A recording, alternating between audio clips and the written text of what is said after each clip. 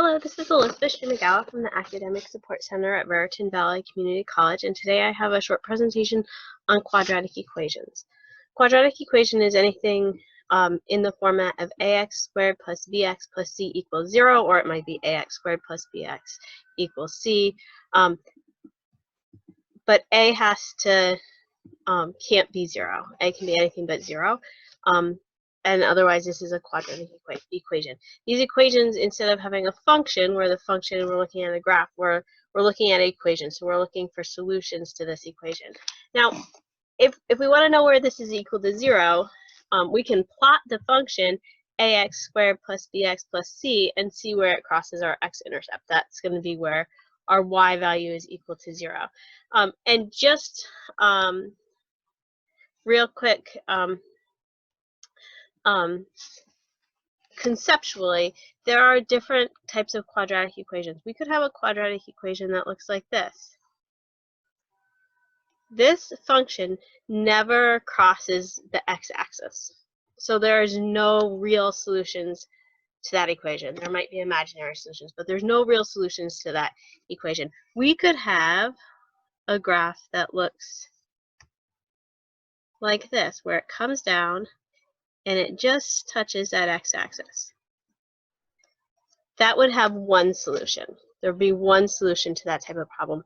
Or we could have something that comes, crosses, turns, and crosses again, so that we have two solutions. So when we're doing these problems, we're just going to keep this in mind, that we can have no solutions, one solution, or two solutions.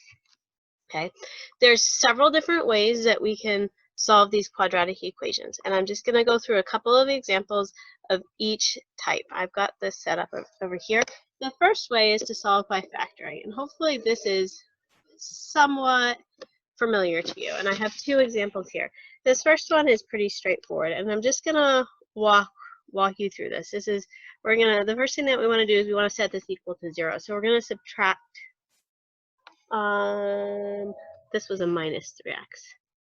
Sorry, I knew something was wrong there.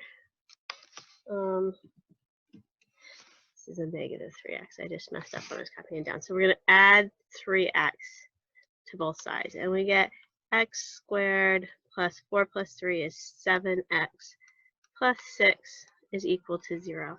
And now we want to factor this, and this is a pretty straightforward factoring problem. We want to ask ourselves, what adds to 7 and multiplies to 6? Well, that's 6 and 1. So we have x plus 6 and x plus 1. And if we FOIL that out, we'll get back there. And now, because this is equal to 0, either one of these things could be equal to 0. So we're going to set them both equal to 0. X plus 6 equals 0, and x plus 1 equals 0. We can subtract 6, x equals negative 6. We're going to subtract 1 from both sides. We get x equals negative 1. So these are our solutions to this type of factoring. And we have solved this quadratic equation that was presented to us. This one is a little bit more over here. If we look at this, 9x squared plus 4 is equal to negative 12x. This is going to take a little bit more work, but we're going to start again by setting it equal to 0. So we're going to subtract 12x from both sides. So we get 9x squared minus 12x plus 4 is equal to 0. Now, you might recognize this as a certain pattern.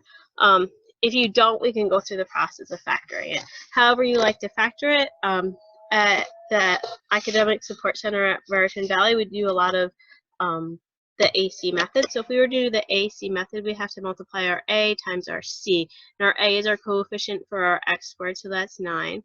And our c is our constant, and at the end is 4. So this is equal to 36. 9 times 4 is 36. So now the question is what multiplies to 36 and adds to our middle coefficient, which is negative 12?